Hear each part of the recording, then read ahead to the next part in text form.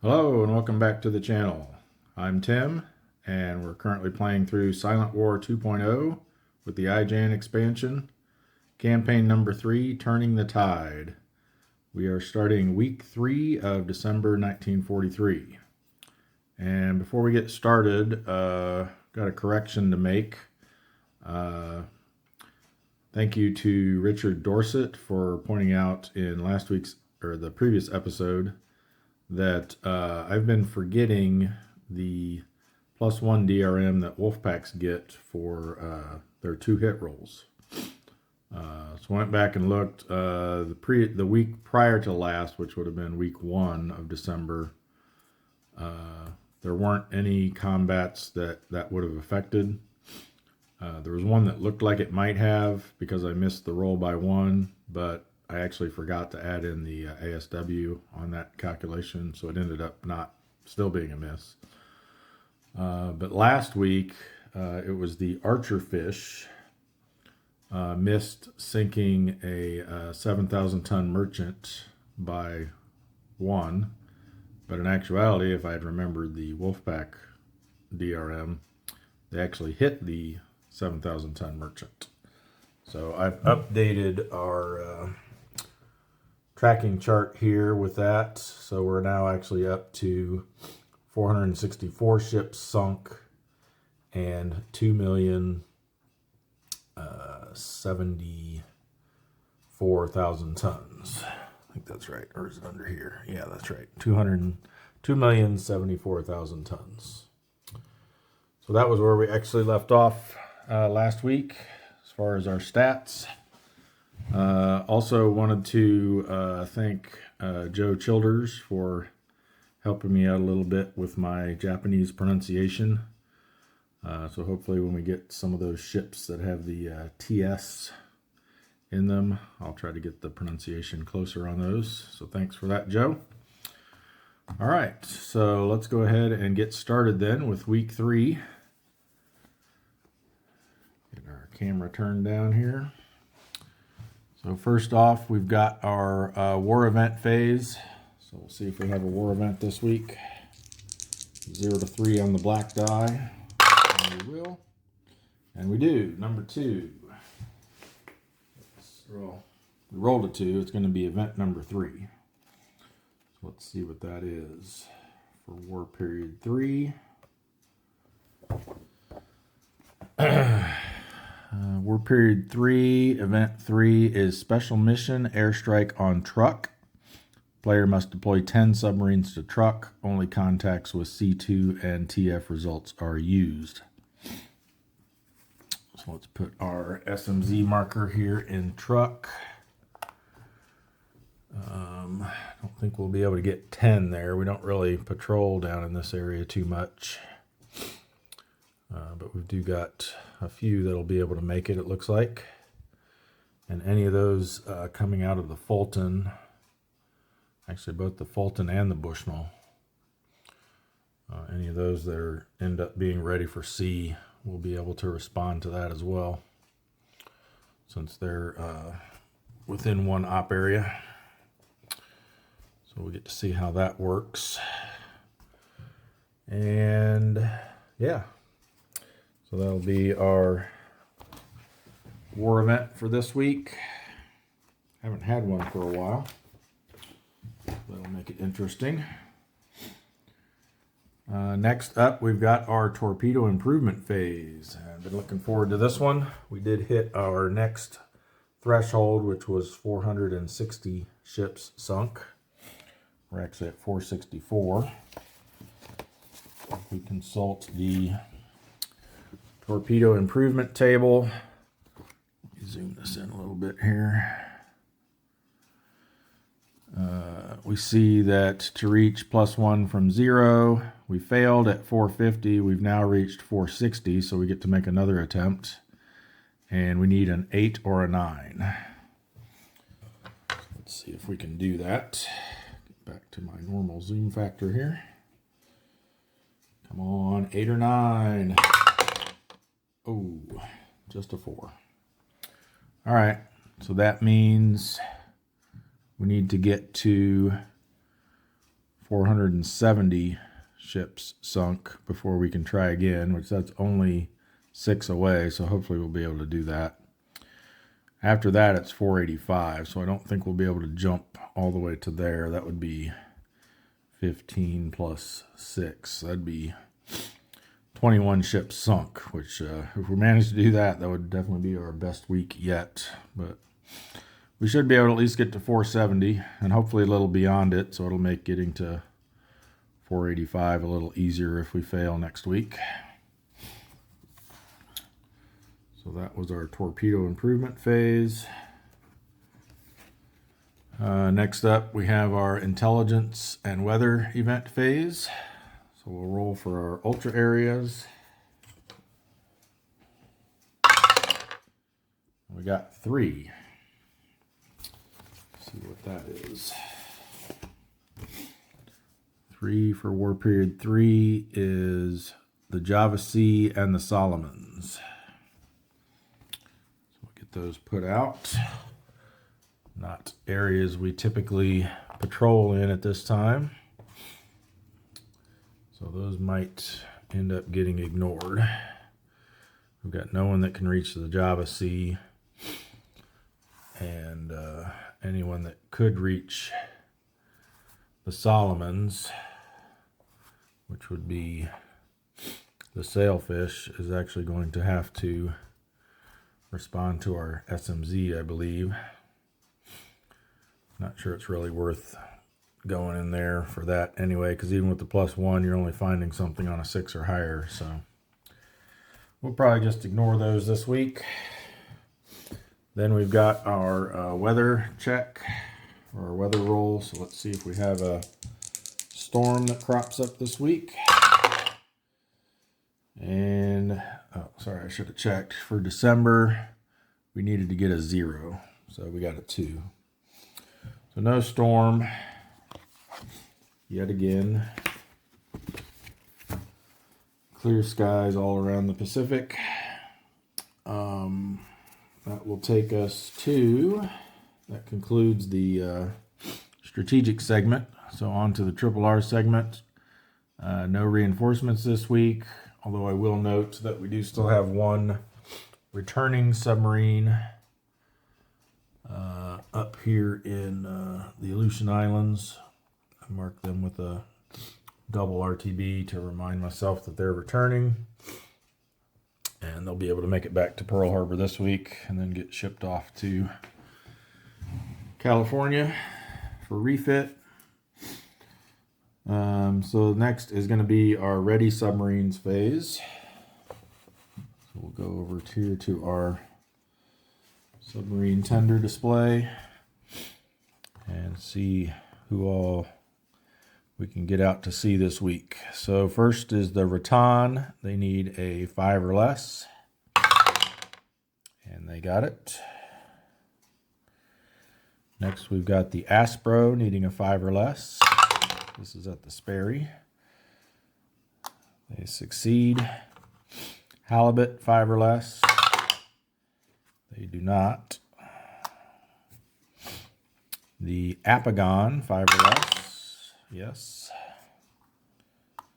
And then over at the Fulton, the S-47. I guess before we do that, we should move these ship side over there. So we got the Tenosa and the Permit that are ready for sea. The S-47 rolled a 9. They needed a 4 or less, so they're not coming out this week. And the Pickerel needs a 4 or less. They do not make it either. All right, then at our bases, we don't have any that are pier side. So we'll just start rolling for these. We've got the, who do we got here? The Haddock and the Blackfish at Pearl Harbor. So we'll do black die for the Haddock, white die for the Blackfish. And the Haddock makes it, the Blackfish does not. So Haddock goes ready for sea, Blackfish goes pier side. Then we've just got one here at Fremantle, the Skipjack. They need a 4 or less. They made it. And likewise, we just have one at Dutch Harbor. It is the S40. And they need a 3 or less. And they made it. For repairs at Pearl Harbor, we've got the Albacore in repair box 1. They need an 8 or less. Ooh, just made it. We've got the Sea Dragon and the Runner in repair box 6, or sorry, repair box 2. They need a 6 or less. So we'll do black dye for the Sea Dragon, white dye for the Runner. They both made it. They will advance to repair box 1. And then we've got quite a stack here in repair box 1 at Dutch Harbor. Let's see if we can get some of these boats repaired. S35, they each need a 5 to move out, 5 or less. They do not. S33, they do not. S31, they do. And S32, they do. So I got half of them out of repair at least.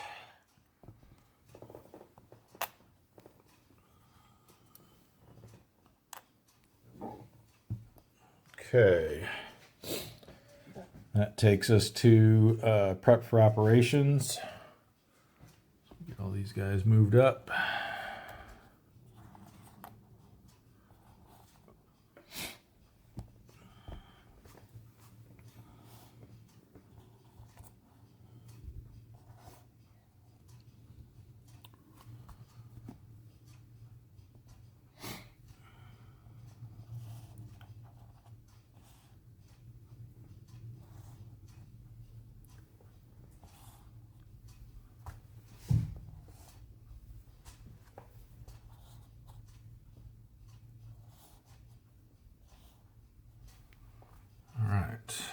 Looks like everyone.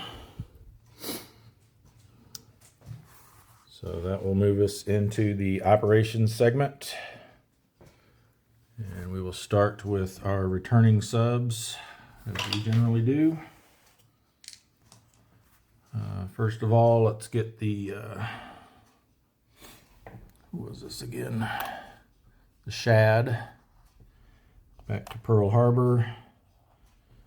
They will head off to the West Coast refit box, along with the Drum and the Harder, who were the other two that returned this week, or this month, I should say.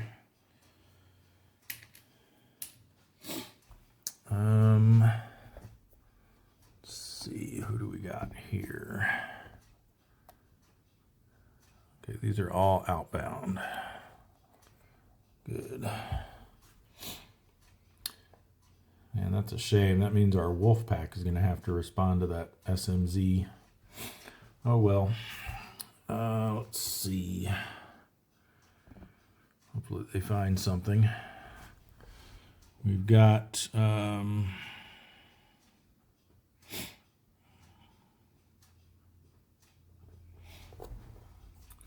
let's start over here. The only place these guys can get to is the Bushnell. So let's do the undamaged one first. So the Pompano will transit move through the South China Sea 2 area to the South Philippine Sea. Each of the areas they move through only have one red box, and they're on transit side, so they don't need to roll. And they will go into the Bushnell's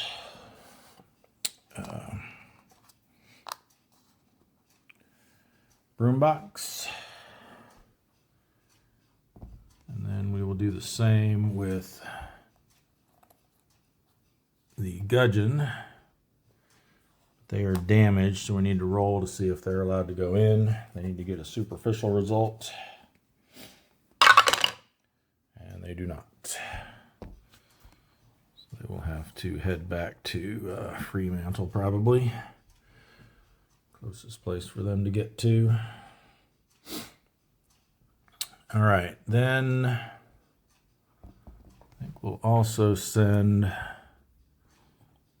the Pike down there. They'll do cautious transit, so they'll definitely not have to roll. They will move into the Bushnell's broom box.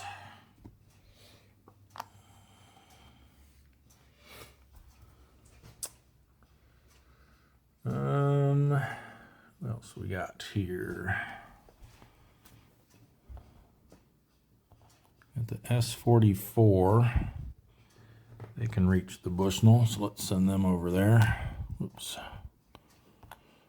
Transit side, only one red box. Well, actually, they did cautious transit, so same deal. Don't need to roll.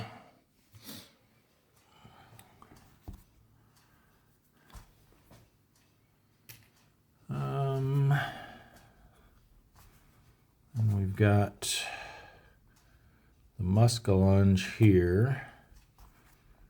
We'll probably want to send to Fulton, maybe. Maybe we send them to Bushnell as well. They can get up into the East China Sea from there.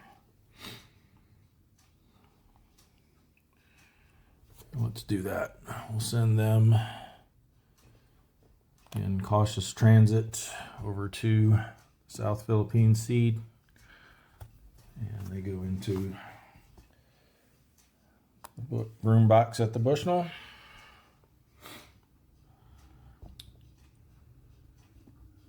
Well, we can jump up here. We know for sure that the S42 has to go back to Dutch Harbor. So they will not need to roll for a transit event, but they do need to roll for damage, even though they're undamaged. Anything other than superficial, we'll put them in repair box 1. So they're going to repair box 1.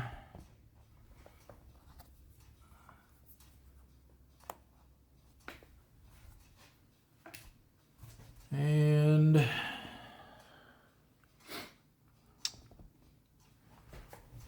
we want to try to get the Belau into the Sperry. So we'll send them through the Kuril Islands to the North Pacific. They have a +2 for leaving the Sea of Japan, -1 for being on transit side. This will be the governing op area. So net +1, so we need to roll a 7 or less. And we do. Then we need to see how badly damaged they are. And it is light damage, so they cannot stay. I think that just leaves.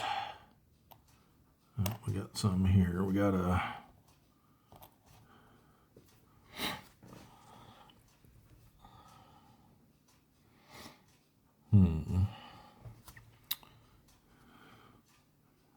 got 2 here that can get in, and 1 that we'll have to see if they can get in. We've also got some here.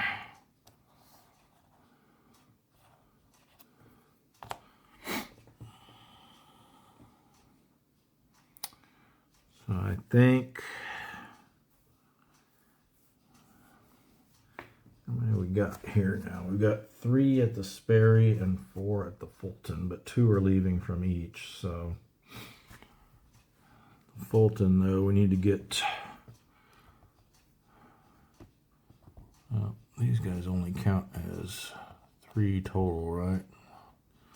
So as long as we have undamaged ones, we can get them into the Fulton.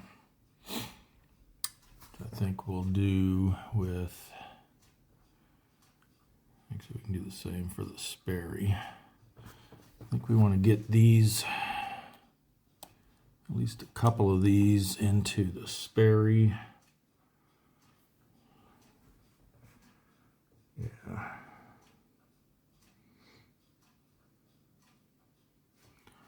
Yep. So I'm going to send the haddock there. They won't need to roll for a transit event.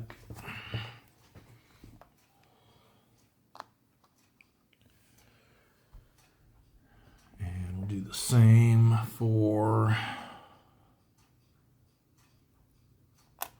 the silver sides. Again, don't need to roll.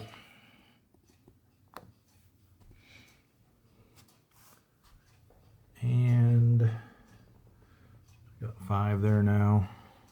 2 coming out.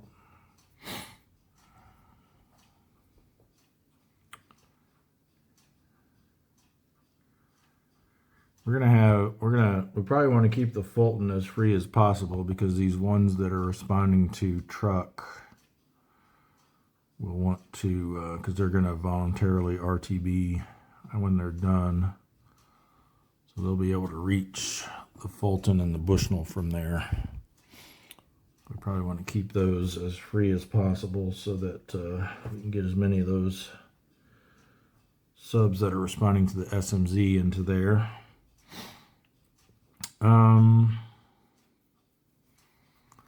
Yeah, I think we'll get as many of these as we can into the Sperry instead. So we'll send this one there.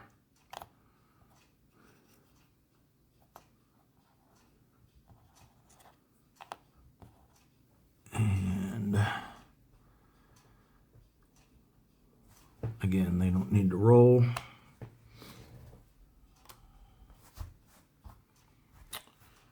And now we've got some damaged ones. And we got to figure out what to do with that guy up in the yellow C as well.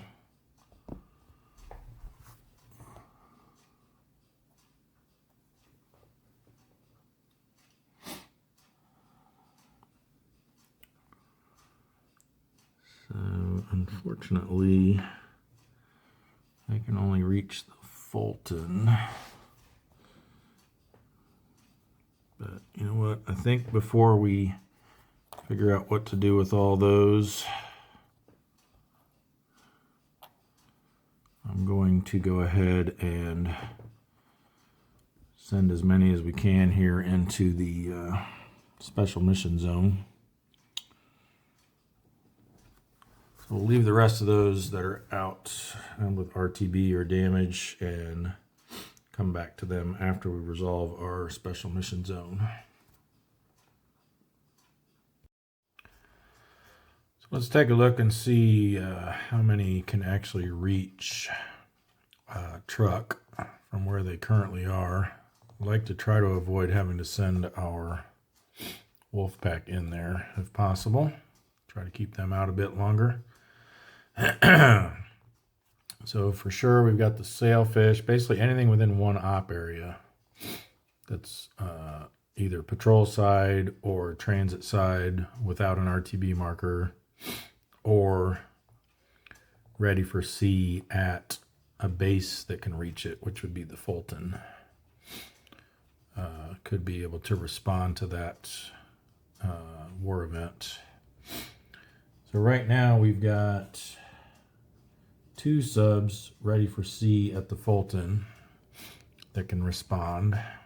I'll show you how that works when we get to them.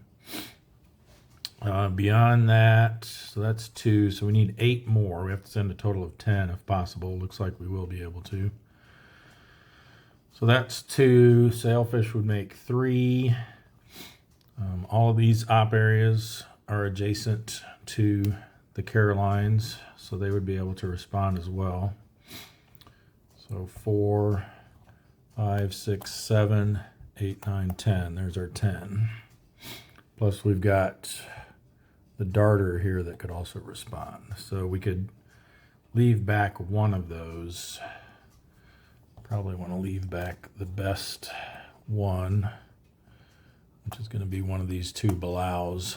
So we'll leave the batfish out of the mix there. And of course, leave the wolf pack out. So everyone else within range will be responding, and that will meet our quota of 10. So I guess we'll go ahead and start with the sailfish since they're already there. So they will need to do a special transit event roll for basically relocating to the SMZ. They're not actually moving there because the SMZ is in this op area, but there's a special transit event roll that you make for moving or repositioning, or I forget what the term is they use in the rule book, but we'll just say they're moving into the SMZ. And that gets a +2 modifier to that roll. And you use the area activity chart of the op area that that the SMZ points to. But in fact, since that has no red boxes in it, we don't have to do a transit event check. So it looks like there'll be no transit event checks either for subs that are moving into the area and then into the SMZ, but I'll still talk through how that would work for the ones that are coming from adjacent areas. But so yeah, normally you do a transit event check with a +2 modifier to relocate into the SMZ from the adjoining op area. We don't need to in this case, so we'll just do our search and contact roll. Along those lines then, for the search and contact in an SMZ, you get to bump up the density value by 1. Again, you use the activity chart of the adjoining op area. And so basically if we get a sparse, it'll actually be low. If we get a low, it'll actually be moderate. And if we get a moderate, it'll actually be high. No contact is still no contact, and high remains high. So let's see what they get. And remember, we're only allowed to respond to C2 or task force results, which means the white die will need to be at least a 5. And the black die will also need to be at least a 5. So nothing there. So they skip their endurance check, and they immediately voluntarily RTB. So we will flip them to transit side, give them a voluntary RTB marker, and they can RTB from here. Now we're probably want to save the tenders for our better submarines that are responding. Again, they can reach, for these ones that are voluntarily RTBing from here, they'll be able to reach the Fulton or the Bushnell. Those are both within 2 op areas. But I think we want to save those spots. We've got, let's see how many we got available. The Fulton can take 5 more after the 2 that are in there move out. And then the Bushnell can take 3 more after the one there moves out. So then we've also got these other ones that we want to potentially get in there, but they're damaged as well. So we may just end up sending them to an actual base. But I think the ones we'll probably want to leave out will be the porpoise here. And this guy's a new S2. And probably the seal. Those will probably be the 2 that don't get a spot. Or it could be the snapper as well. All right, so we'll go ahead and send the sailfish back to the Fulton for his RTB. And he will go into their broom box. So I think what we'll do next just to clear some more space here at the Fulton, is to move these two out and have them respond to the SMZ. So you can see how that's going to work. So I'm just going to, for now, put them both in the Marshall Islands op area, since that's technically where they are. They aren't actually there yet. They're not counting against, for congregating risk or anything. But there's no transit event anyway. But right now we've only got the wolf pack counts as 2, and this would only count as 1. So if we were concerned about congregating risks, technically they're moving out one at a time. So the way this works then is if you have submarines at a base in an adjacent op area, or adjacent to the op area where the SMZ is. So another example, this is a case where it's a forward base, so since it's here, it's adjacent to this op area. Another example would be, let's say we had a war event in the Surabaya op area. I don't know if that can actually ever happen, but if it, just as an example, submarines at Fremantle, because it's adjacent to the Java Sea, which is, I guess, Makassar Strait would be another example here. So submarines that are ready for sea at Fremantle are able to respond to that because they're in a base that's adjacent to the adjoining op area to the SMZ. So that's what's going on here. So the way it would work if we were actually having to worry about transit event checks is the subs would perform a transit move into the op area, and it would actually be cautious transit, so they would get -2 to that transit event check, again using this op area's AAC. So if there were any red boxes here, they'd do that with a -2 modifier. Then they flip to their patrol side. This is the only time you can ever flip a submarine from transit to patrol side at this point in the operations segment for that sub. And then they do their quote unquote special move into the SMZ to respond to that. And that again would require a +2 DRM to the transit event check, but we don't have to worry about that in this case. So we'll do a search and contact for the Tenosa. Again, increasing the level by 1, but it has to be at least a C2 result for us to be able to respond. We need at least 5 on each die. And we didn't get it. We got a low density or a sparse result, which would get upgraded to low density. However, we only rolled a 4, which is a small convoy, so it's as if we didn't actually find anything.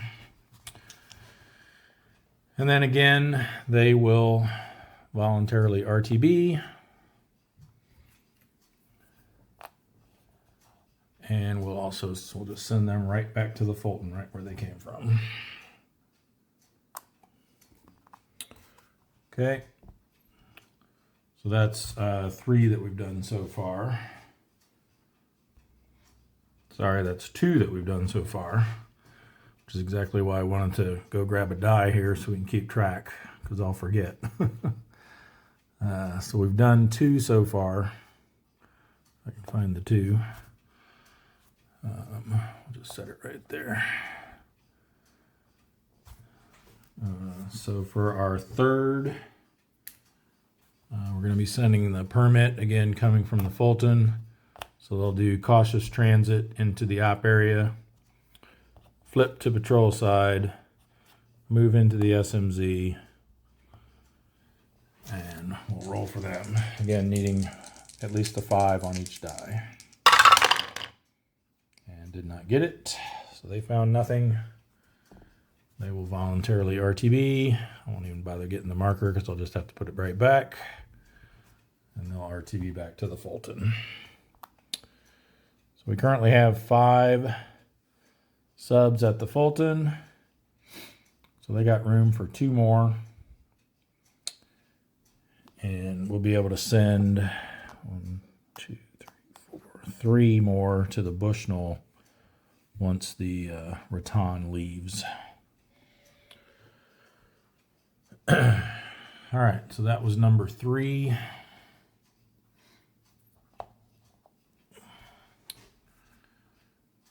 I guess next let's do the porpoise. So they'll patrol move over to here. Again, no transit event needed. They'll move into the SMZ, no transit event needed. And roll for search and contact, needing at least 5s. Hey, there we got one. So our 9 is going to be moderate, which will get upgraded to high because it's an SMZ. And our 5 is just enough to be a large convoy. So we've got a high density large convoy, which is going to be 3, 3, 2, and 1. All right, as you can see, I was able to eliminate the glare from the overhead light here just by covering up the bottom of it like that. We still get the reflection of it, but not as bad as it was before. So this is what we got for the porpoise. Let's have them, well, they've only got 2 tactical rating, 4 attack. I think we'll just stay right here in column A. Play it nice and safe. We will go standard attack posture. And we get an auxiliary and a destroyer, which we will unflip. And we will flip this instead. There we go.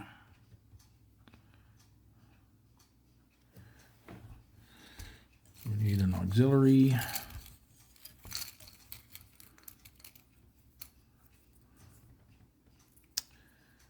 Which is the Toho Maru, 10,000 ton oiler. And for our TDC markers,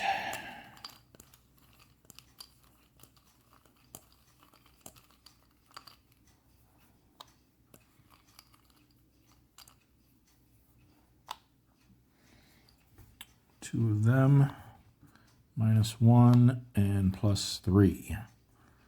So we will go after the Toho Maru. 3 minus 1 is 2, and we are a 4. So that will be a 2 or less to hit.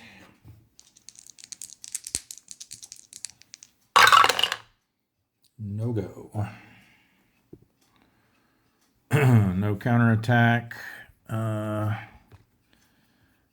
Think for reattack, we'll go cautious. Then the question becomes, do I want to flip this one over or this one over? Which one's more likely to be a light cruiser and not a destroyer? Well, we know this one can't be a diligent escort. That one may be. So I think we do the safer choice and go with this one.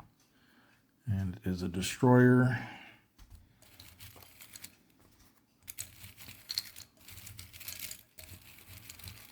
Hopefully a small one like we have there. No such luck. The Umakazi.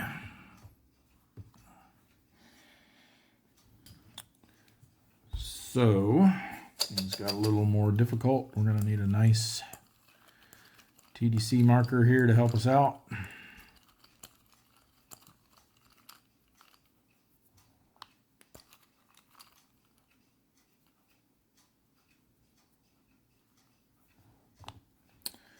All right. That's what we needed. So that becomes a -3 because of the reattack round. 2 plus 3 is 5. -3 is 2. We're a 4, so we are again needing a 2 or less. No good. This time we do have a counterattack of 2 plus no red boxes. We use the adjoining op area again for that, so that's none. And then 3 for the war period makes 5. We're not in shallow water, so we subtract our 2 defense to put them on the 3 to 4 row. And the modifiers cancel because they get +1 for reattack round, but -1 because we're cautious. Ooh, a 9 on the 3 to 4 row is not going to be good. Damaged.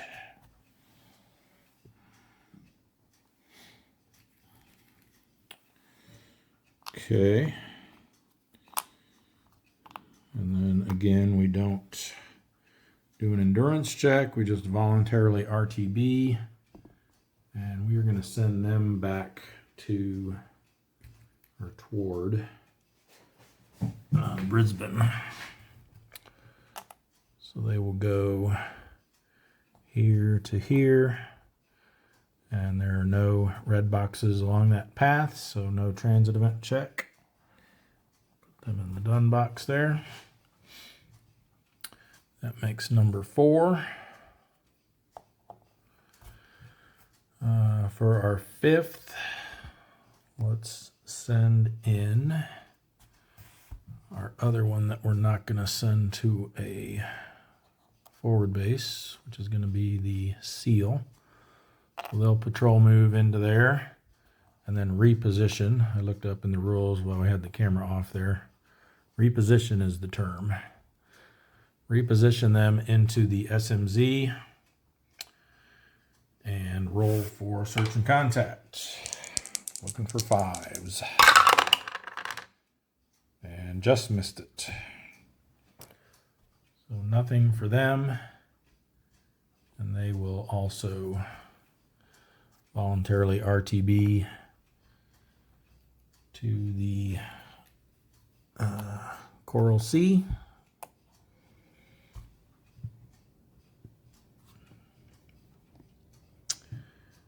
And that is number 5. Now the rest of these we should be able to get into our forward bases. Again, once the Rattan leaves the Bushnell. So why don't we go ahead and do that now, just so he's out of the way. So the Rattan's going to be departing from the South Philippine Sea. And let's send them, we got up here, 1, 2, 3, got 4 in there now.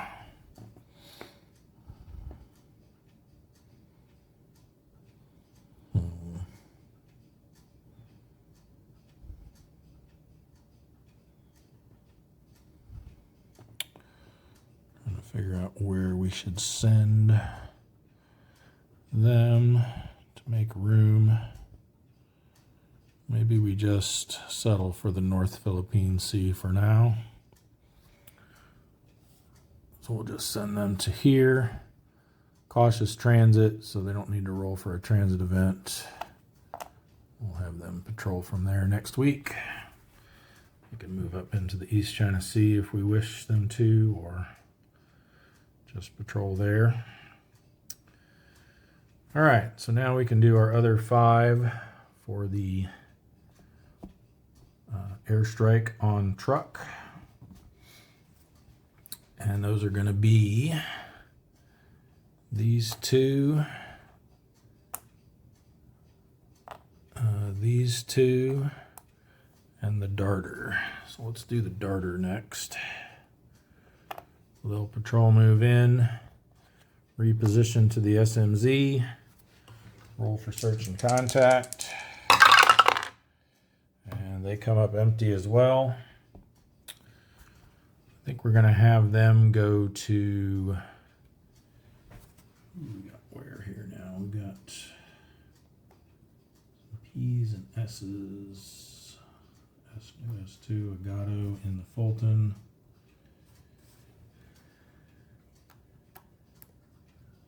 Down there. Let's go ahead and send them back to the Fulton. So they'll voluntarily RTB to there. Puts us at 6 there now. So they can take one more. And that was our 6th sub that responded. I guess we'll do let's do the Thresher next. Little patrol move here, reposition into the SMZ, and roll for search and contact. And they come up empty. We will send them voluntary RTB over to the Bushnell.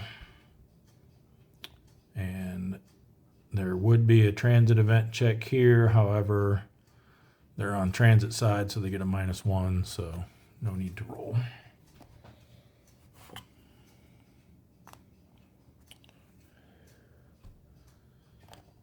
That is number 7.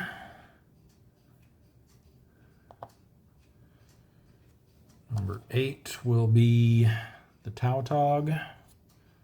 Patrol move, reposition. Search and contact roll. No. Wow.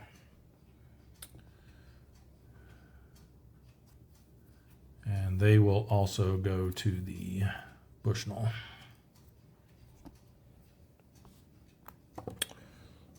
That puts us at 1, 2, 3, 4, 5, 6 at the Bushnell and 6 at the Fulton. So each can take one more.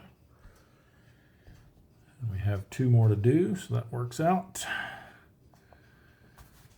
So let's next do the Archer Fish.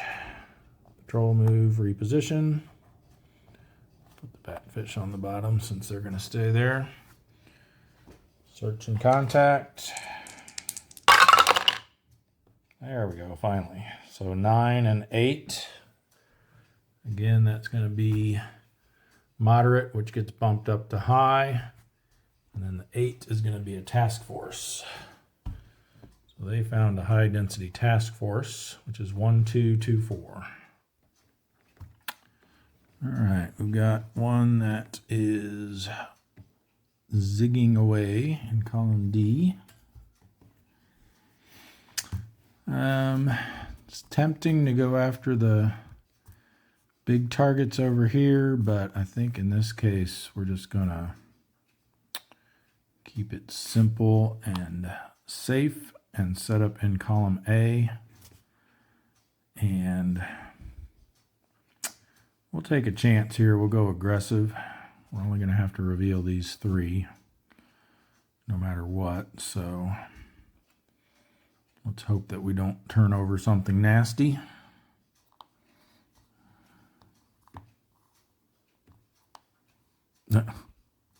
Well, those were disguising themselves well.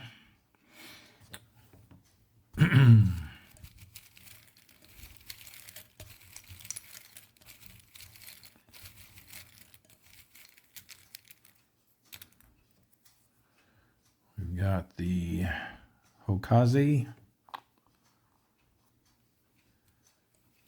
B, and we have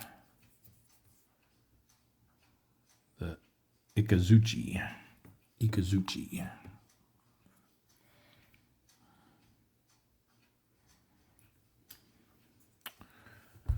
All right.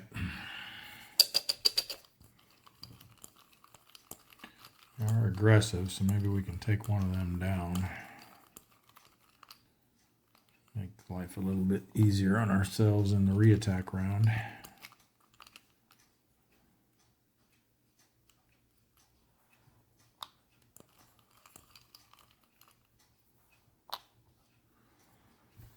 Let's see. Well, that looks pretty good. That isn't.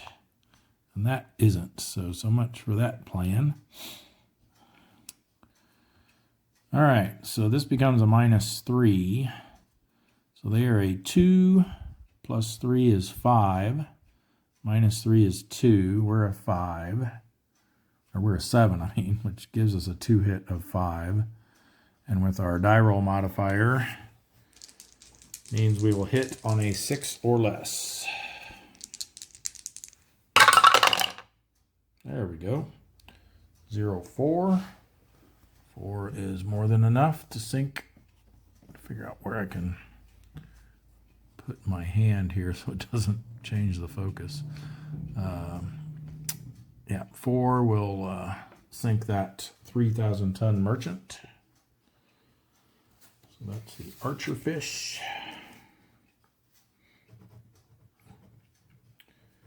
Bags our first ship of the week.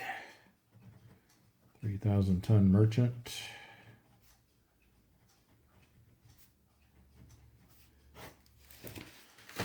All right, off to the cup they go.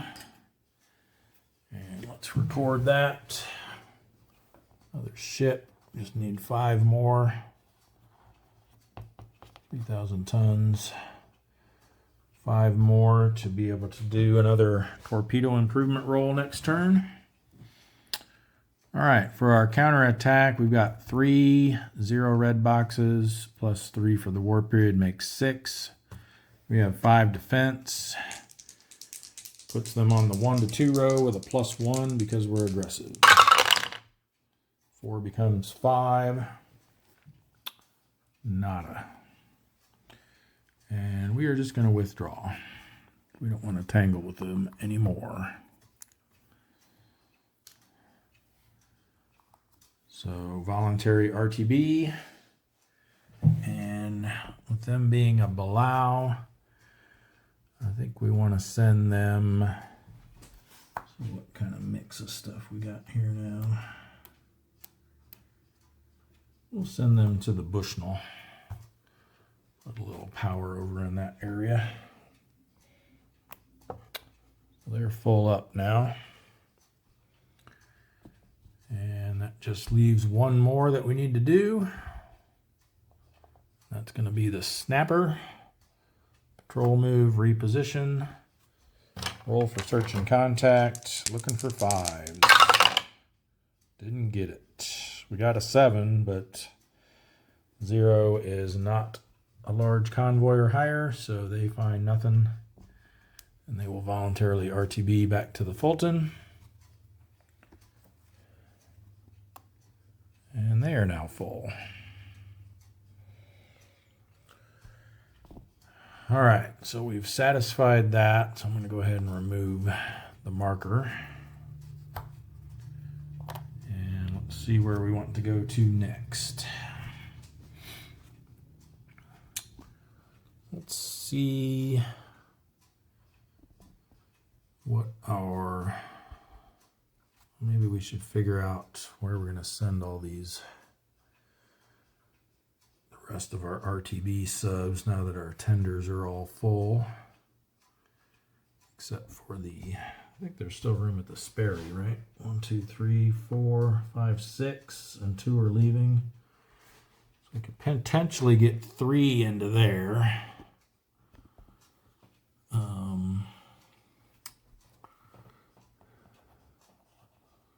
Let's see who we want to prioritize for that. That's a Gato. That's a P2. They can go back to Pearl, I think. That's a Gato. That's a new S2. Well, they can't reach it. So I guess these 2 can both try to get in there.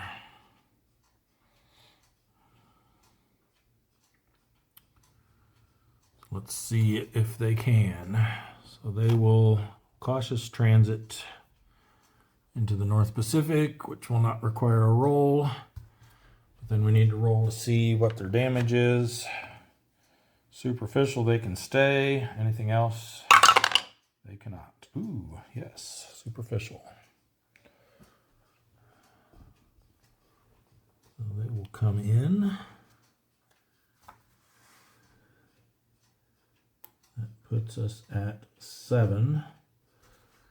So we need figure out what we want to do with the Apagon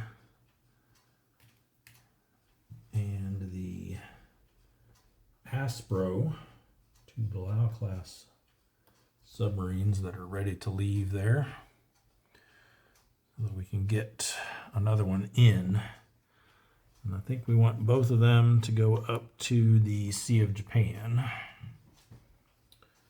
So we'll do the Apagon first.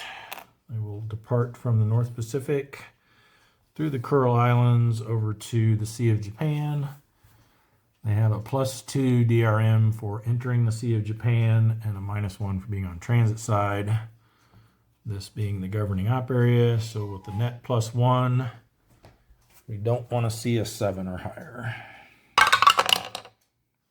right, they made it. Oops. And then the same thing for the Aspro. 0 to 6 is what we want to see. Perfect.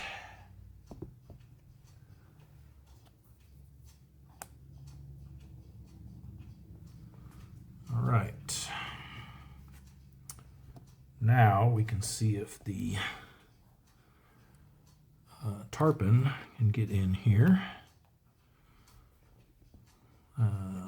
They're -1, so only moved through areas with run red box, so we don't need to roll. See what their damage level is. 7, so they have to move on. Back to Pearl.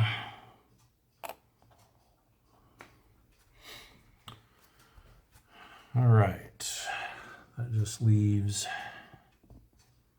these two over here. I think we send, there are only 2 subs there, so we can send the Steelhead back through the Marianas to the Marshall Islands, and only 1 red box along that route, so no need to roll. And they will just go to the done section there on their way back to Pearl Harbor. And for the swordfish, we're going to have them skip search and contact, voluntarily RTB.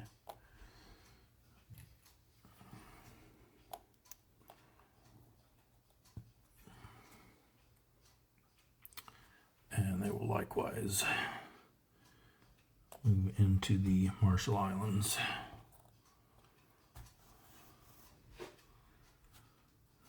That leaves the Cisco up there in the Yellow Sea. We will send them back to Marianas. Yeah, that'll work. So they get a +1 for leaving the Yellow Sea, -1 for being on transit side. So they will have to roll for a transit event here, but only a 9 will get them. 0.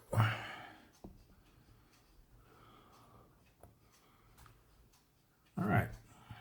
Now we're ready to finish the rest of our patrols. And I think we want to send, where do we want to send our wolf pack? Marianas or the Bonans? I think maybe the Bonans. And assuming they can stick around, we'll try to get them up into Empire Pacific. All right, so they're going to patrol move, oops, to here. That will require a transit event check. Or will it? No, I don't think it will, because they get a -1 because they are part of a wolf pack. Let's see. Transit event check. -1 if part of a wolf pack. So since they get a -1 and there's only one red box, they don't need to roll. So we'll do a search and contact there. I think we'll do need a 4 or higher. Yeah, let's do them as a group pack again. So we just do a single roll with no modifier. Didn't find anything. If we would have deployed them as a barrier, they would have, because they would have got a +2. So unfortunately, that means they need to go straight to the endurance phase. And each of them have to pass, or else the wolf pack will be disbanded.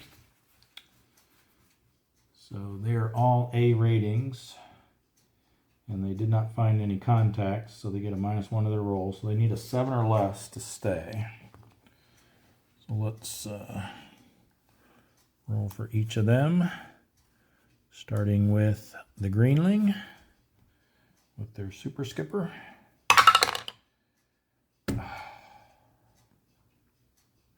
Of all the ones to not make it. All right, so the Greenling has to RTB. So that was a short trip for Grider and company. How about the Herring? They get to stay out, and the Finback, they get to stay out. Well, that was quite disappointing.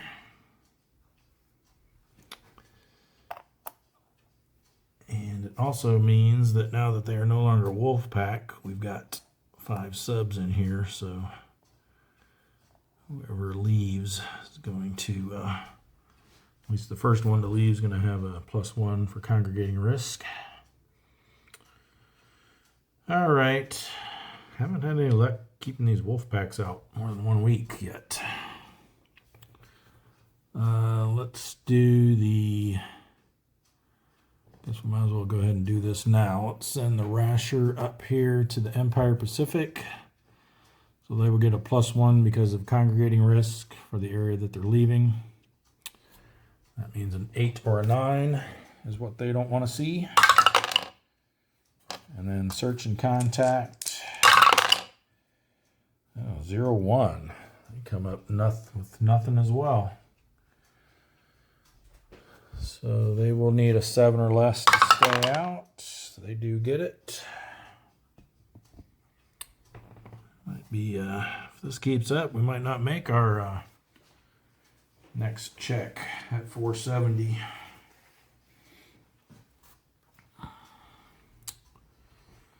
We're going to go ahead and send the Whale in there as well. They don't get the +1 because there's no more congregating risk now. Only a 9. They got a 6. Search and contact. There we go. 7-6 is a moderate large convoy. Looking at 2311. All right. No solution in column A. They're too close.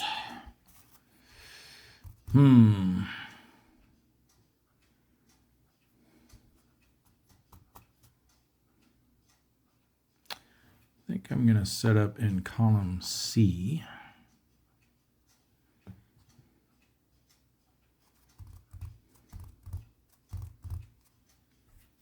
Let's go standard attack posture. Let's see what this is first. Oh, come on, really?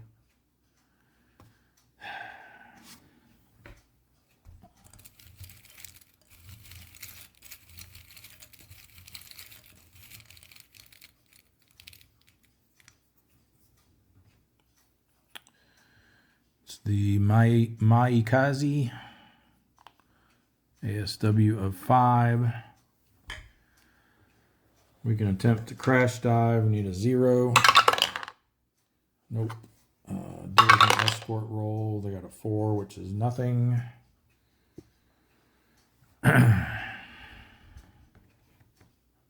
Well.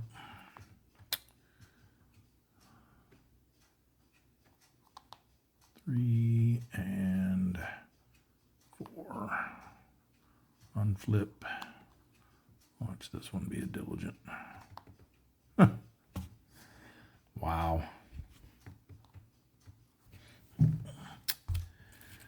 Not in the same column, so we're allowed to have multiples.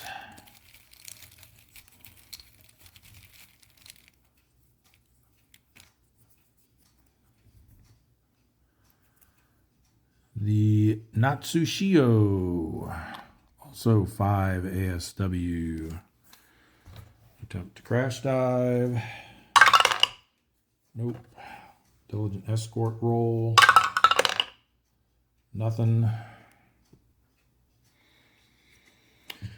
Okay then. This is going to be an exercise in futility, I think. There's only one cruiser left, so that's the Mogami we found right there.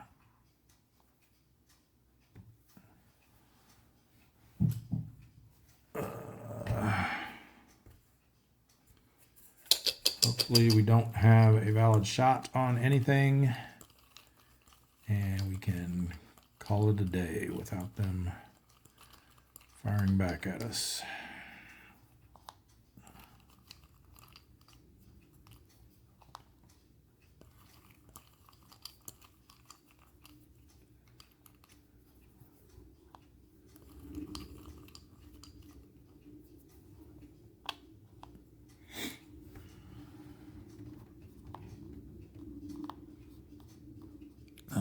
Yeah, I think we're safe. That was the only one I was worried about. That was a -3. We might have possibly had a shot. Maybe not. 10, 11, 12. Yeah, even with a -3, we were fine. So no possible shot. And that means no counterattack because it's the first round. And we are getting out of here. Need a 6 or less. Got it.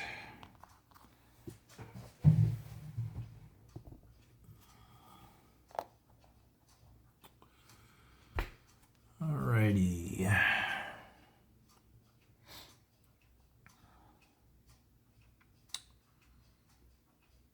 think send the Corvina into the Yellow Sea. So +1 to transit event. So we don't want to see an 8 or a 9. And search and contact 7-5. It's going to be moderate, large convoy. 2311. All right, too close again in column A. Well, let's see if we can try that trick again. Maybe it'll work this time. Set up in column C. Standard attack posture. That's better. Good.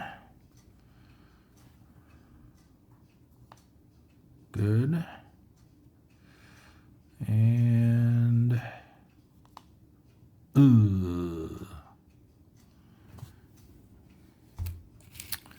2 times in a row. The diligent escort in column B. We can get away from them in the reattack if we last that long. It's the Hokazi again. I think we just had him, didn't we? They're going to be a 4.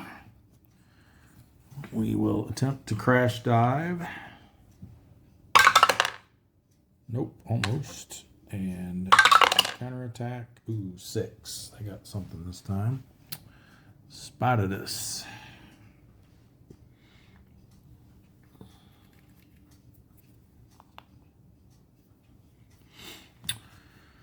Alrighty, we get our one and only cruiser back, the Mogami, and a battleship. And then we'll have to see if it's something we're allowed to find in the Yellow Sea.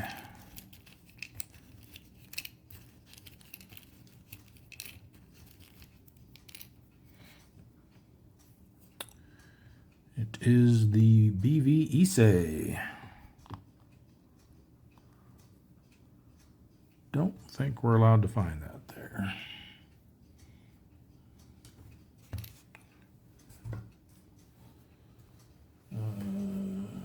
Japanese battleship doctrine.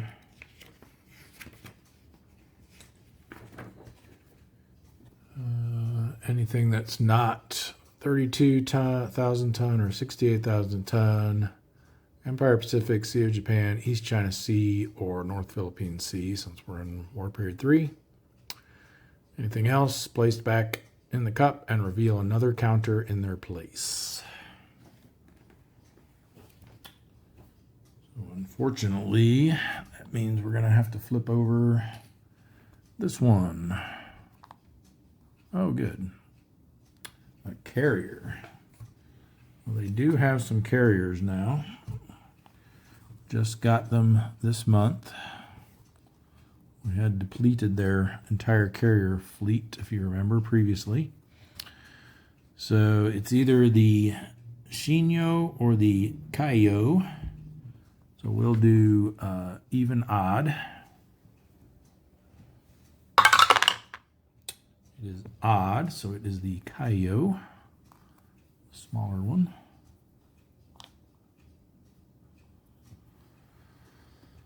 All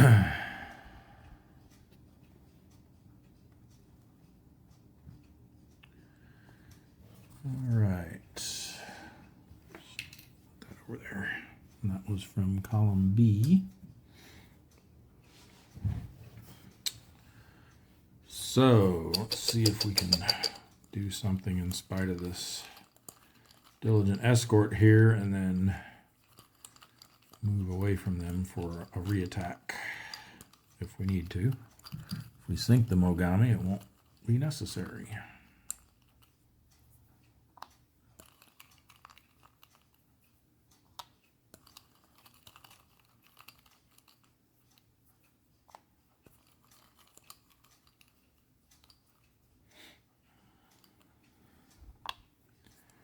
Alrighty. +2 there. That's no good. -1 is eh. And, ooh, -3. Nice. All right, so let's see what we got. They have 4 ASW. The carrier and the air-capable cruiser only count in the counterattack round. So 4 + 5 is 9, -3 is 6. So we can hit that one on a 1 or less. 4 + 1 is 5, plus another one for being over a column is 6.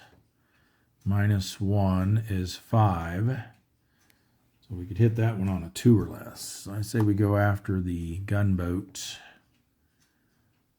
And then, assuming we survive and don't unscathed, slide over here to get another crack at the Mogami.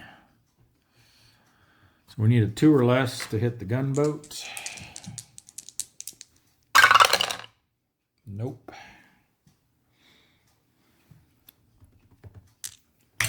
Oops. So counterattack is going to be 4 + a half + a half, so that's 5. There's 1 red box, so that makes 6. 3 more makes 9.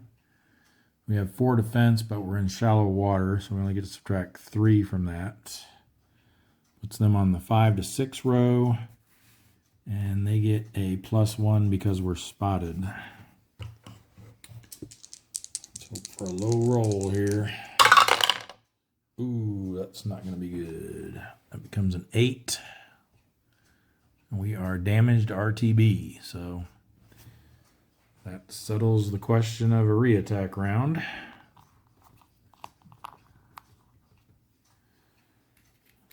the dreaded trifecta of status conditions.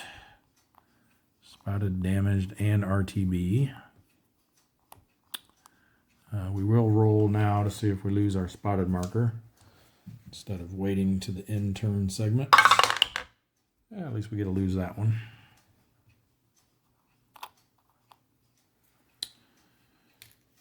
And back to the yellow sea with us. It was a short foray into the yellow sea. Let's see if the Cape one does any better. So again, +1 to their transit event check, so 8 or 9 could possibly be bad. Search and contact is a 3 and a 2. It's going to be a sparse small convoy. Hopefully that won't be too dangerous. 2 and 1. Well, I may have spoken too soon. This has the possibility to be at least a little dangerous.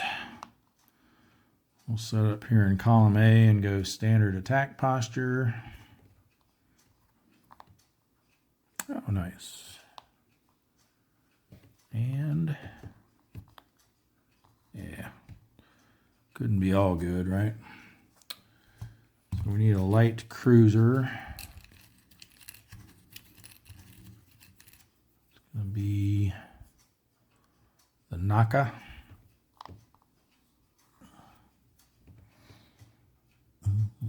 Column A.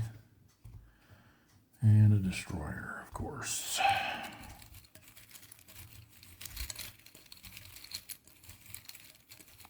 Little Minakaze class would be nice here. Nope, quite the opposite. Akagumo. Probably the worst one we could have got.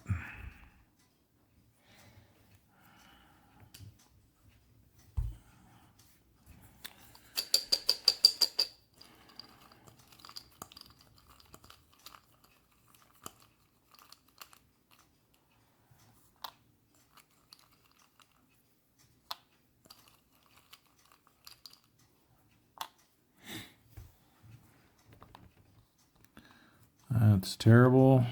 That's mediocre at best. And don't really care about that one. All right. So 2 + 3 is 5. We are 7. We need a 2 or less.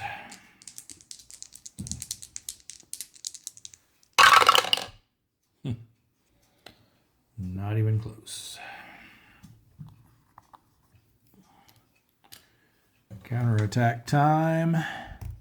3 + 1 + 3 makes 6.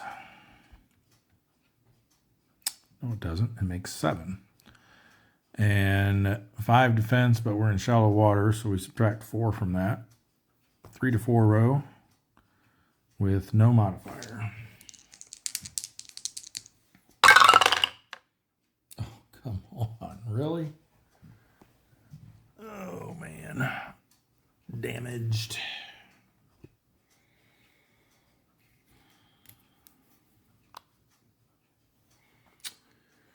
That means we need a 5 or less for our endurance check. Nope. Wouldn't have left them out anyway. Not with 63 subs lost.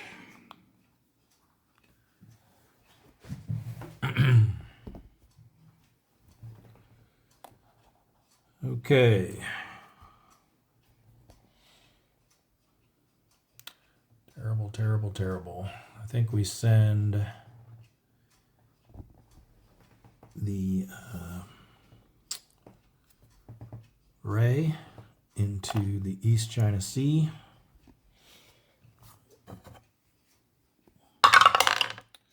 Seven is safe for their transit roll.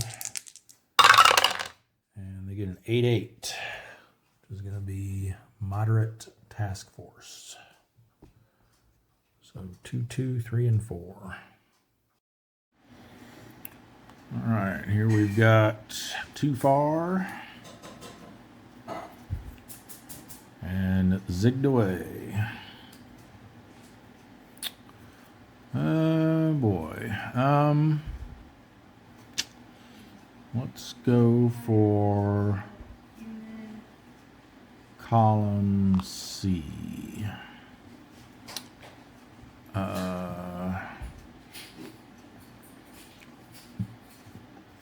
Let's go cautious. That way we just flip these three over. Hopefully. Well, unflip that one. Okay. Okay. And let's do this one. Battleship. All right.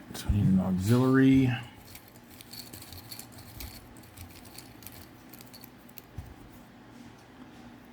Which is the Genyo Maru.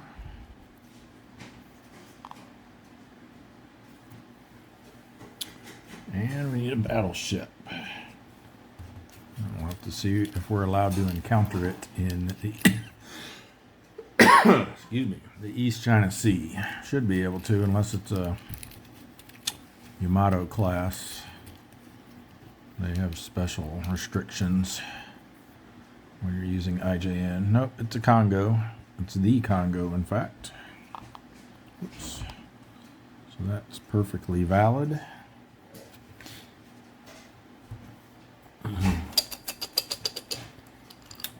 Alright, so we're going to have to do one of these face down ones. Definitely not the one up top in our column.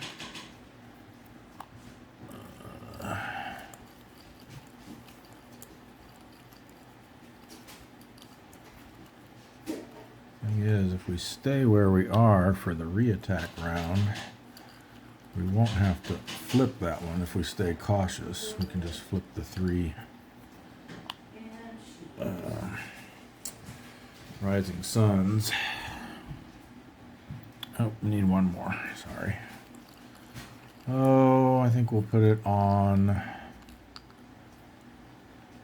this one. All right. +1, -1, +3, yuck, and +2. So we won't be going after the battleship for sure. Boy, looks like this is going to be our best bet. Because who knows what's under there. So 2 plus a half ASW rounded up makes 3. 1 for the TDC is 4. So we're going to need a 3 or less. And we got it. Sank it.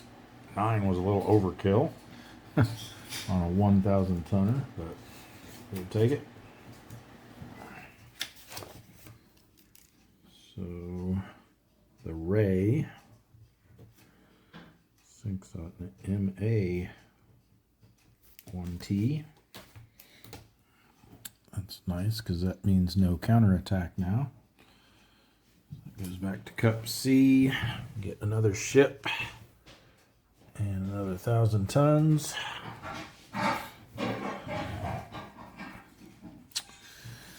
And no counterattack. So these all come off. And I think we will stay where we are. Stay cautious. That way we won't have to flip that one over. Let's see what these are. Carrier, nice. Light cruiser, perfect. And oh well.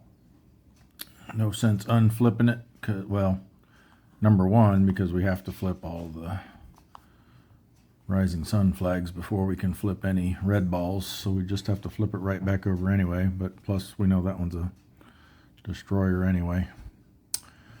All right, so carrier. Whoops, got our 50-50 choice here between the Shinyo and the Kaiyo. So we'll do even odd. It's odd, so it's going to be the Kaiyo.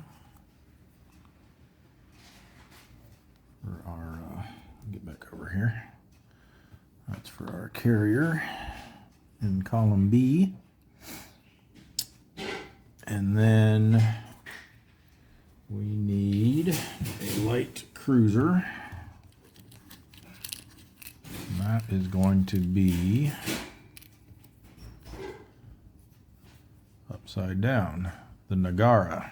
Alexa, set a timer for 20 minutes.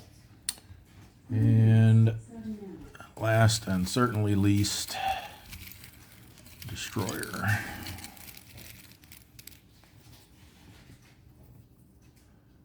The Isokaze.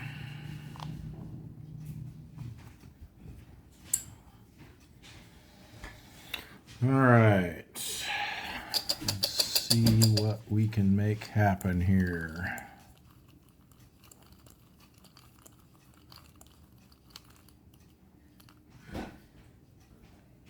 Love to get a -3 or a -2 on that battleship, although with that 2 ASW now, I don't think we'd still be able to get it even with that, because that would be 8 plus 2 is 10, -3 is 7, but they're over a column. So, yeah, we got no chance at the battleship.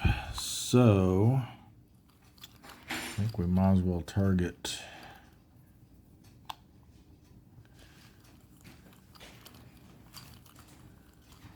and that guy's got 7 defense and he's over a column. We'd be better off targeting this one and hoping for something with lower defense. Just make sure I got that right. 8, 10, 11.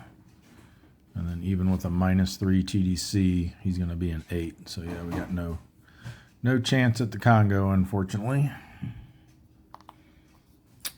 Well, that's not going to be very good either.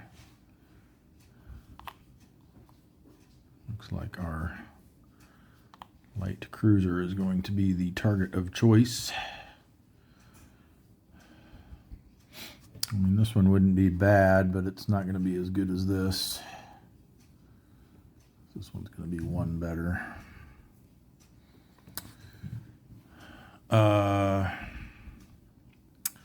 So they've got 4 plus 2 for the ASW is 6. This becomes a -2 TDC. So that's going to put it down to 4 again. And then we've got 7, so we're at where we need a 3 again. We'd need a 2 to hit the oiler over there. So let's try it. 3 or less. Need another. Like we had last time. Nope. Need those reversed. All right. Well, we do have a counterattack this time,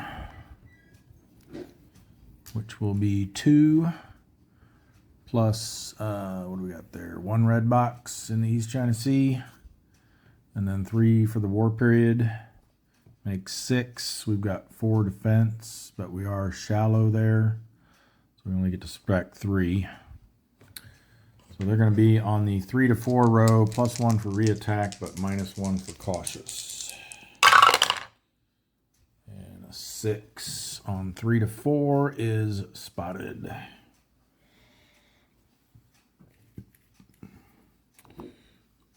Go ahead and do our endurance check, which is going to be needing a 6 or less. Got it. And then we'll roll to see if we lose our spotted marker. And we do.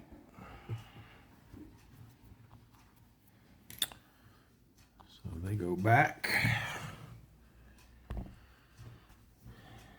And let's see. I think the plan was, it's been a while since I recorded here, so I'm trying to remember what I had decided. think the plan was to send the kingfish and the batfish in there as well. So let's send the kingfish up there. They'll do a transit event check. Don't want a 9. Good. Search and contact. Ooh, 0-4 is going to be nada. So endurance check with a -1, 7 or less. They pass that with flying colors. And then the batfish. And we don't have very many subs left, and we still need 3 more ships to make our next checkpoint. All right, batfish moves in. Again, just a 9. Will be problematic for search or transit. And then search and contact. 9-9, high density task force. 1-2-2-4. All right, over here in column D, we have one that's evading us. And this looks very appealing. I think we want to go column B. And we'll stay standard for now until we see what's out here. Let's have a look at these 4, I think.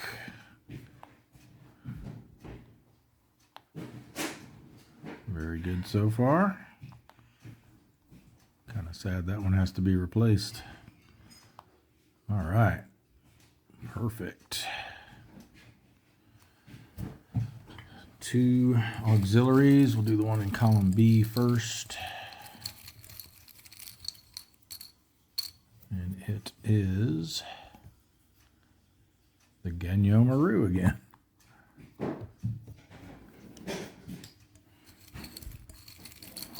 The other one is, oh, it's one of those army ships, the Mayazan Maru. Need to check our little flag there. Says check for special rules for that one. And I have those consolidated on a little player aid here for myself, so I don't have to look them up in the rule book. So these are the locations where those can be encountered, and East China Sea is indeed one of them. We are good there. Our TDC markers out.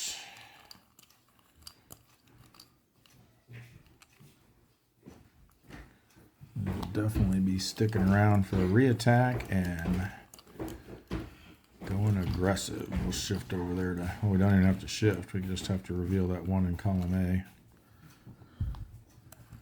And that will be hopefully another merchant class ship, or it wouldn't be the light cruiser because that would be Rising Sun on the back. Okay, -1 on that one, +2, +1, -2. All right. So we have a couple of good options here. Let's see what they work out to. If we send everything at the Genyo, we're looking at 3 -1 is 2. We're a 7, so that's a 5 to hit. And over here, we've got 4 +1 for being a column over. Quit putting the camera out of focus here. That's a 5 -2 makes it a 3. So that's going to be a 4 to hit. So I think we'll definitely go after the Genyo Maru here. Needing a 5 or less. And we got it. And 6 should be enough for 11,000 tons.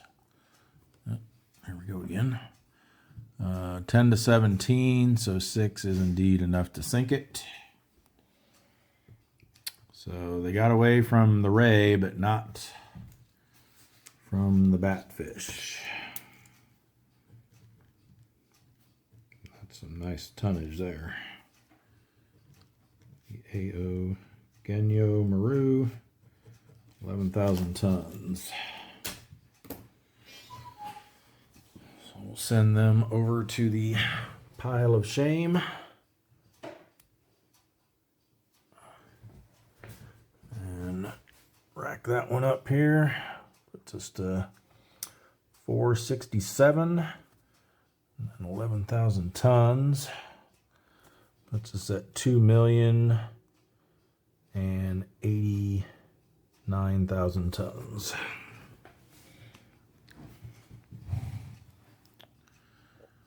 No counterattack.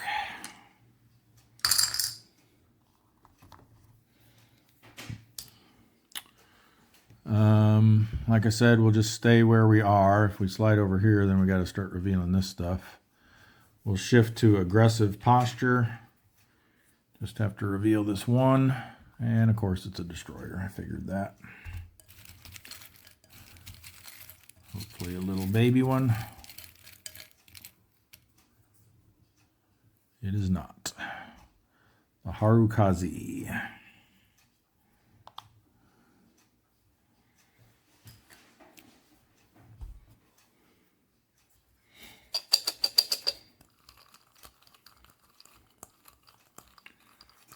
We're targeting everything that's revealed.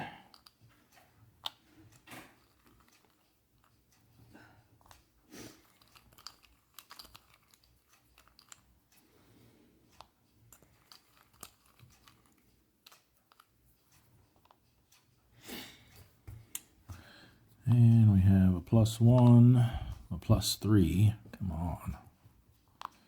A -1. There's a decent shot, and a 0.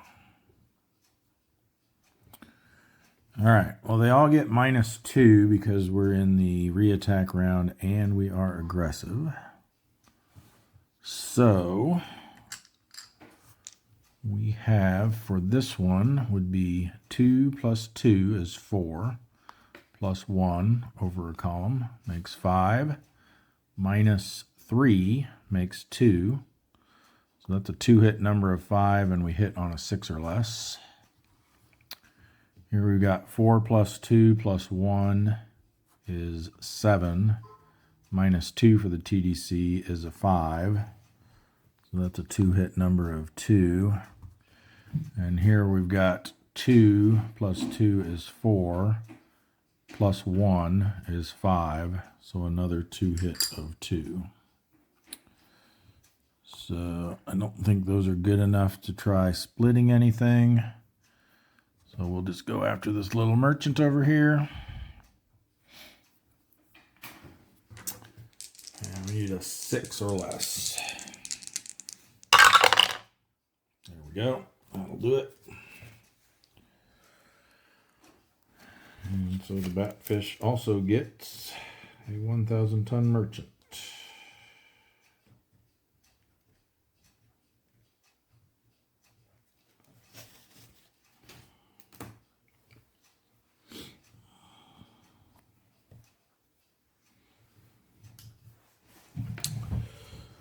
Now we're feeling a little bit better about hitting our next target number. One more ship, another 1,000 tons. We just need 2 more now.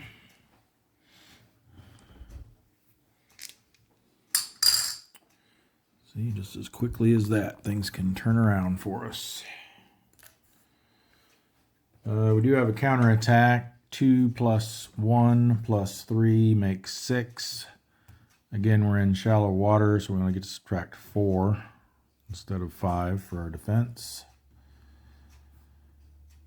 which puts them on the 1 to 2 row, and we are aggressive, and it's the reattack round, so they get a +2. 5 becomes 7, which I think might be spotted. Nope, just missed it. Very good. And for our endurance check, since we did go aggressive, we'll need a 5 or less. Didn't make it.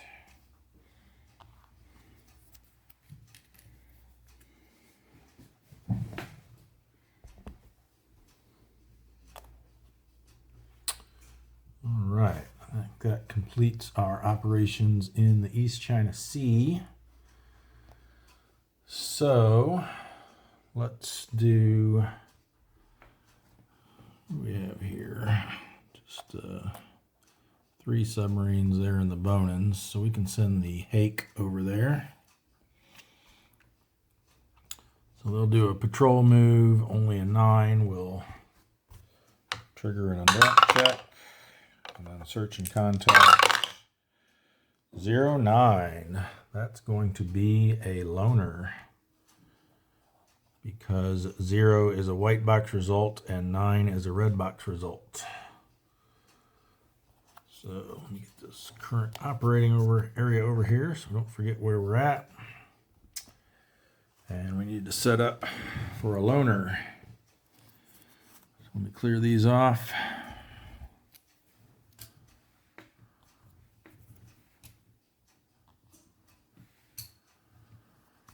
We get a single draw from Cup C.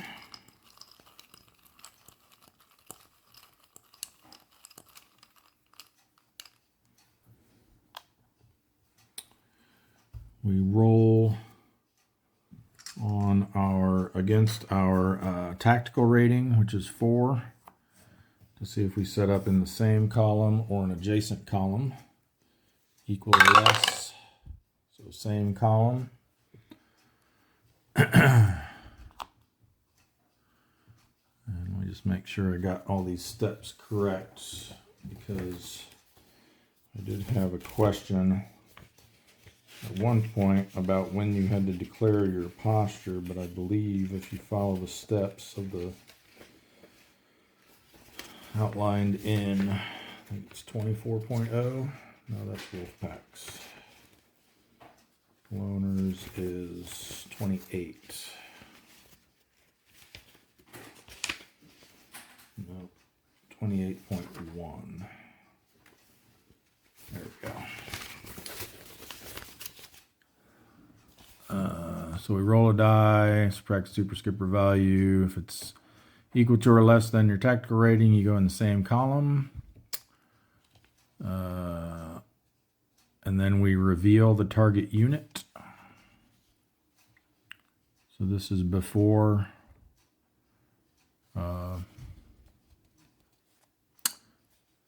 initiating any of the combat procedures.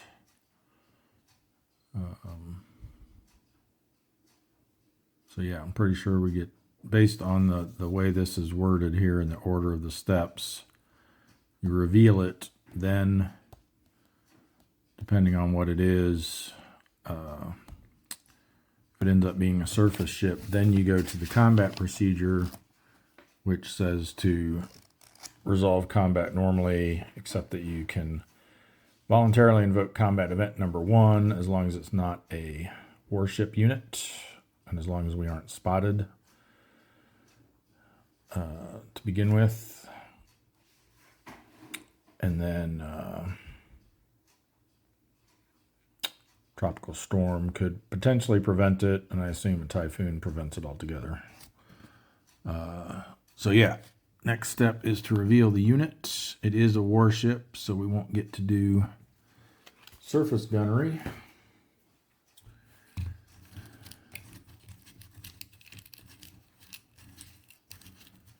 So the light cruiser that we found all by its lonesome is the Tatsuta. So we are going to go aggressive posture. We will draw a TDC marker.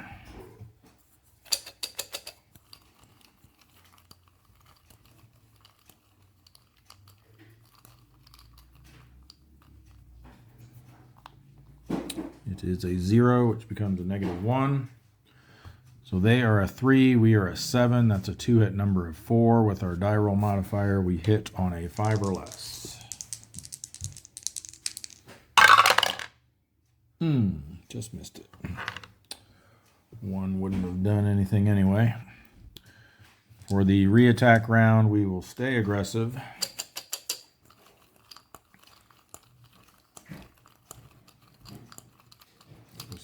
TDC this time.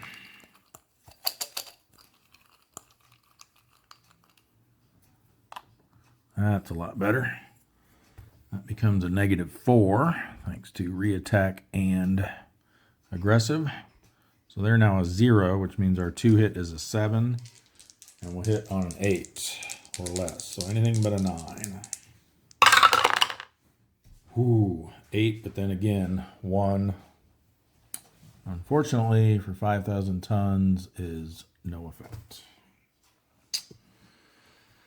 That was certainly a missed opportunity. For our endurance check, when you counter a loner, you get the same modifier as if you encountered no enemy contacts, so -1 on that. So they will need a 7 or less. And they got it.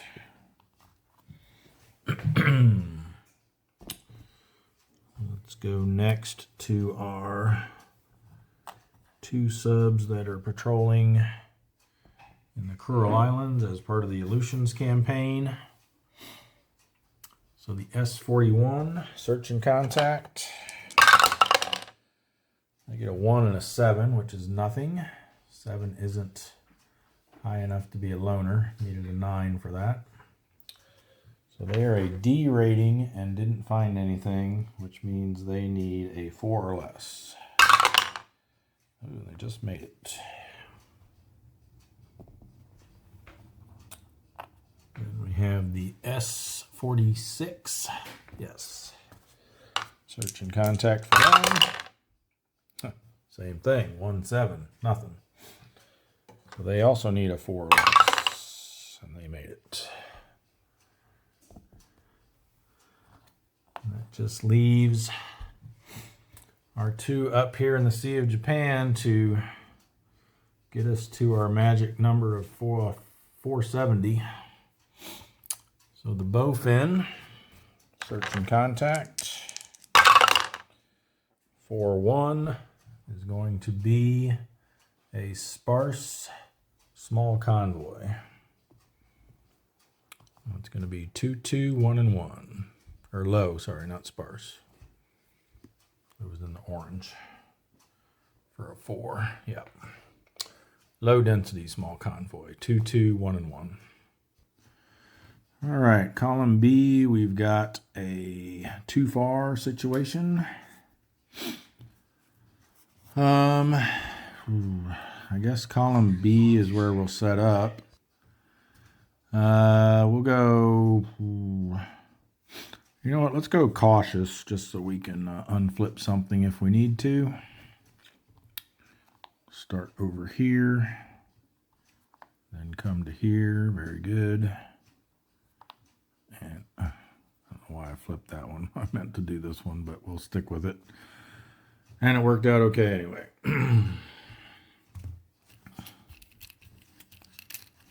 So we got 2 light cruisers and an auxiliary.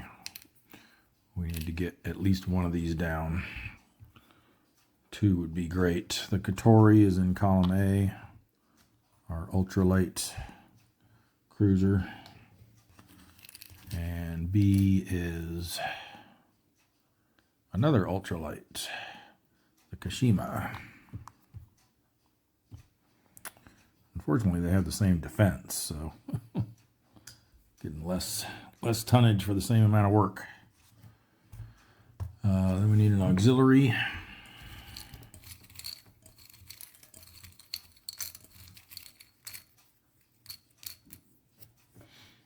And it's the Kamoi. Ooh, 18,000 tons. That would be sweet.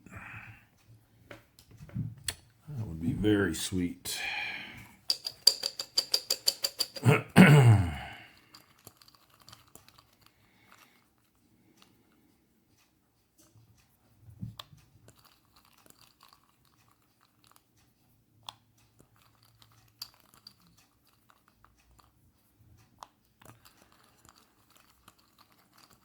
Make this one a -3. All right. My -2 on the unrevealed. Great. Oh, there we go. That'll work. Not going after the Kamoi this time. All right, so the Kashima 4 minus 2 is, math, 2. 7 minus 2 is 5, so we need a 5 or less on the Kashima. Come on. You keep rolling 1s on that white die.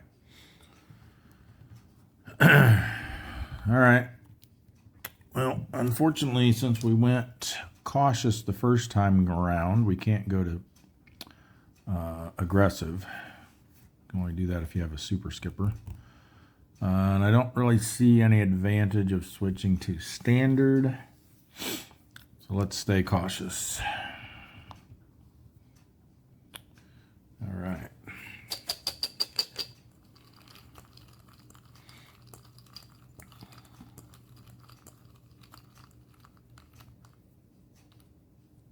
We may regret that now. If we get a couple of sweet TDCs, we might have had a good split shot opportunity. Of course, those always work better when you're aggressive because you get that -2 effectively on both of them.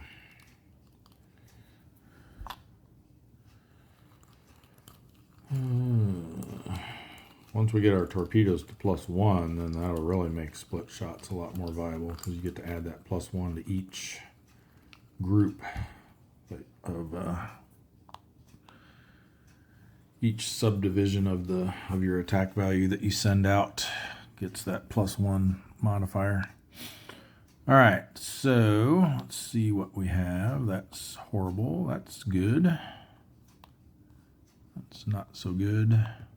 Ooh. That's going to be tempting because these are going to be almost the same. This one's going to be slightly harder to hit. Let's see what they work out to be. Or no, they'll be the same because this gets a -1 because we're the reattack round, but this one doesn't. So yeah, they're actually equal shots. So no reason not to go after this one. So 4 + 1 for being over a column is 5, -3 is 2. And we're a 7, so we need a 5 or less. Come on. The only thing is we need a lot bigger number to sink that one. I'm wondering if we should just go this route to try to get our ship. No, I want the tonnage. I want that tonnage. Oh.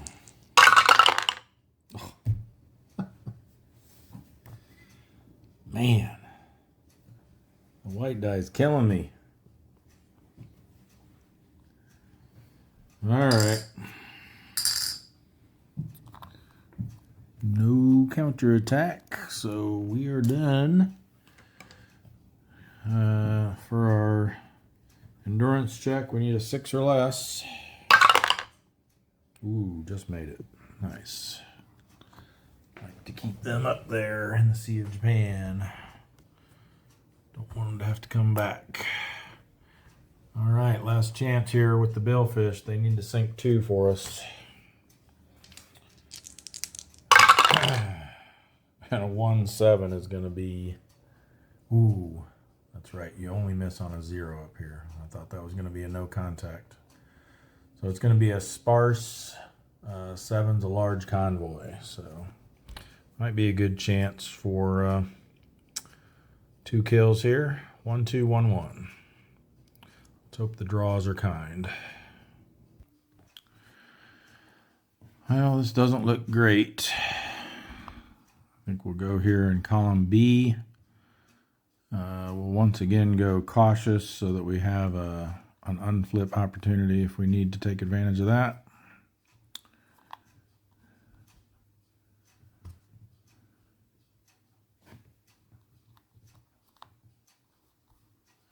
we do.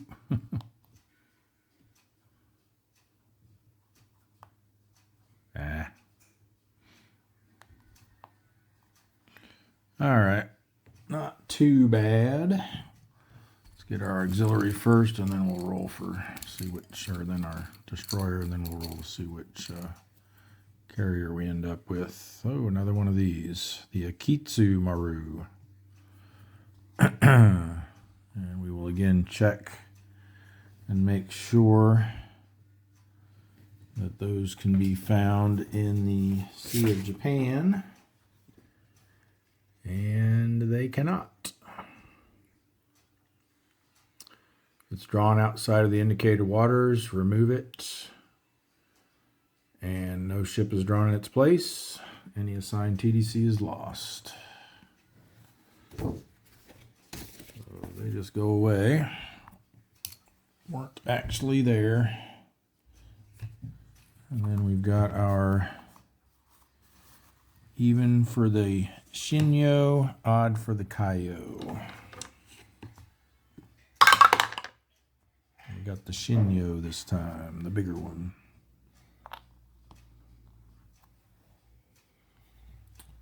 Oh, and then we still need our destroyer. Don't want to forget about that. I mean, I do want to forget about it, but shouldn't. So we've got two destroyers. This one's a destroyer too, but not revealed yet. Two destroyers and a carrier here, basically. Only having to worry about the one destroyer for now, though.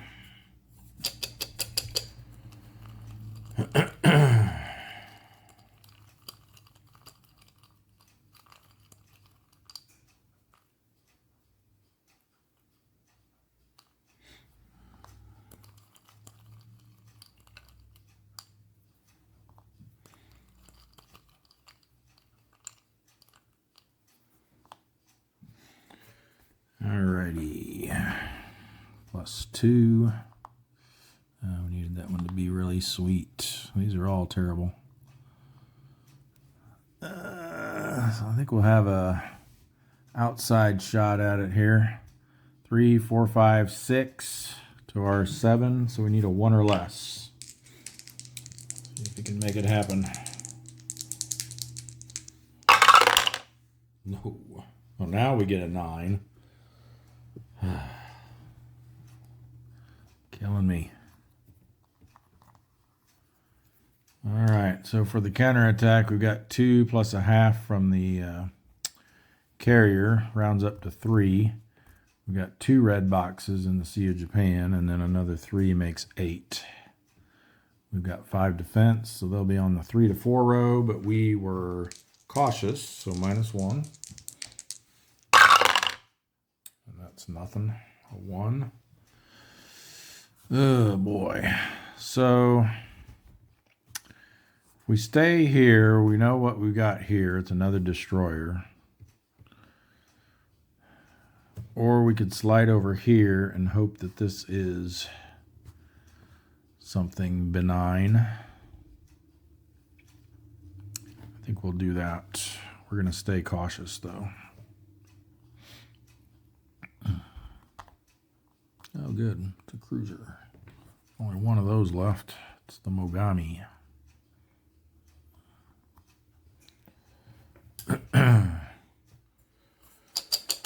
All right. Well, we're definitely not going to make our threshold, unfortunately.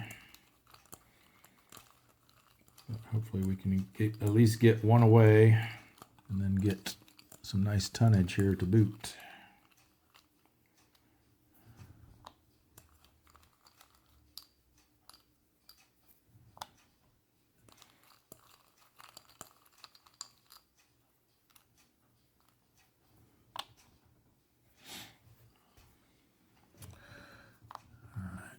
That's not great. Oh, why couldn't you have been on the carrier?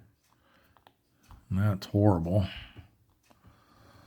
So we're looking at, that becomes a -1 because it's the re-attack round, which basically nullifies the column shift. So 3 plus 2 is 5. We're a 7, so we need a 2 or less.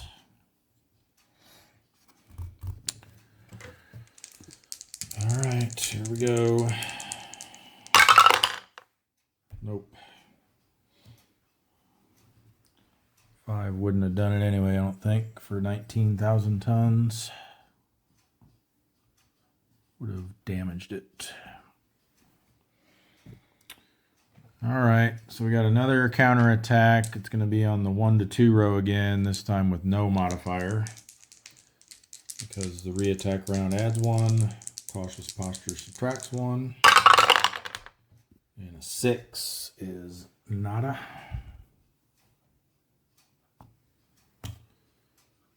So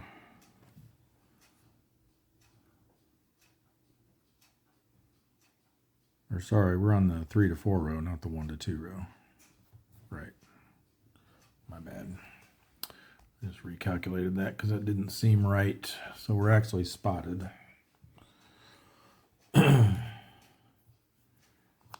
And for endurance check, we need a 6 or less. Nope. And we'll roll to see if we lose our spotted marker. And we do not. So they will RTB. And they are spotted.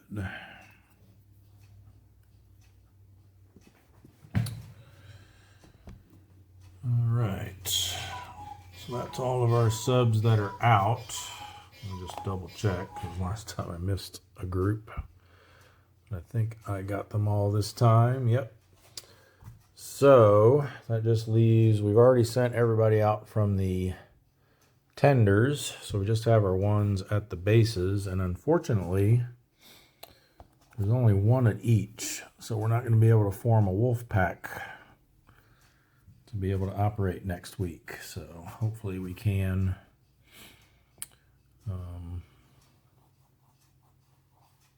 It's looking like we probably won't be able to the following week either because we've only got these two here and a couple up there. So looks like we'll be without a wolf pack for a little while at least.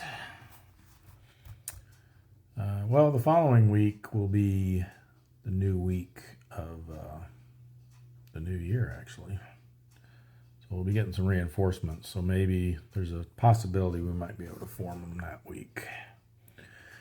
All right, let's see. Where do we want the haddock to go? Either to the North Pacific or the Marshall Islands. We've got 2 in the Marshall Islands and 2 in the North Pacific. So they're both all returning. So I think we'll send them to the North Pacific. And we'll have them patrol from there next turn. Slip on down into the Bonans. And then from Dutch Harbor, of course, we'll just send them over to the Coral Islands as usual. And they won't need to roll because there's only one red box there and they're on transit side. And our one at Fremantle, I think we'll send them up to South China Sea 2. And again, only one red box en route. So no transit event check required. That's going to do it for our operations segment. So in the conclude turn phase, I don't think we're going to have anything to do except for we already did all the spotted marker checks. Remove our ultra markers. And our current operator is already removed. And then we just need to advance. There's no storms to remove or improve. So we just advance the date markers. And no war progress check yet. We got quite a ways to go for that. That's going to take us to week 4 of December 43. Last week of the year. And we will get to that in our next episode. A little flash here of a New acquisition I just got. Dungeons and Dragons Tomb of Annihilation board game. Found it on, someone was selling it locally here on Facebook for 25 bucks. It's not the painted mini version, but still, that's a pretty good deal. So I snatched that up. I have the first 3 in the series, so just got a few more left to get, I think, to have the whole set. Anyway, that's going to wrap it for this episode, and we will see you next time. Thanks for watching.